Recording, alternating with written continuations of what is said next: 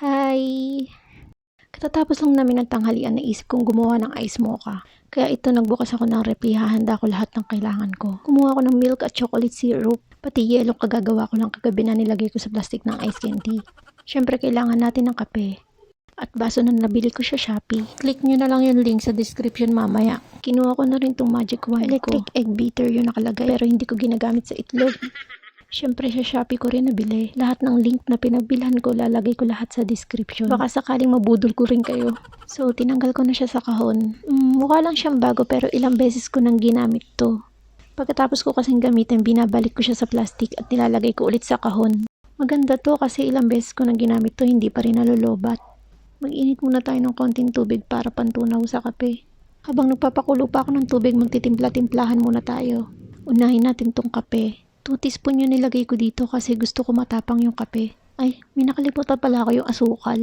Yan, kumuha na ako ng asukal. 2 teaspoon din ang ilalagay ko. Kumulo na pala yung tubig, lalagyan ko siya konting-konti lang. Para lang mabilis matunaw yung kape at chocolate na imimix ko. Hershey's nga palang ginamit kong chocolate dito. Shopee din yan, pero meron din sa Pure Gold. Tinansya ko lang yung paglagay ng chocolate. Tapos minix-mix ko lang sa kape hanggang matunaw. Ginamitan ko na ng magic wand para halong-halo talaga. Ayan, foamy na yung kape ko. Hinugasan ko agad yung frother. Binalik ko agad sa plastic para hindi lumuma agad. So, bubuksan ko na tong cute kong yelo. O diba, tuntua ako sakto-sakto sa baso.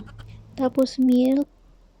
Itong Selecta fortified milk lagi yung binibili ko kasi masarap yung lasa.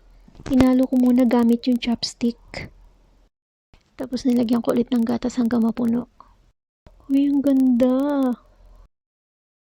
Ito na yung ice mocha. Lagyan natin ng straw para sosyal. O diba, parang bumili ka na rin sa labas. Napakadali lang gawin ito, kayang-kaya nyo rin yan. Ay, may pumasok. Patikim ko nga sa asawa ko kung pasado.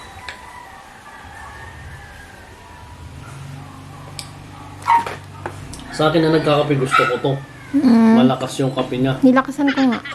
Oops, nandito na si Mavis, pinapalayas na ata ako. Dito kasi siya laging dumadapa sa lamesa. Ano ba yan, Mavis? Matapon mo yung ice mocha ko. Sabi ko, tikim lang ikinalahati. Bye!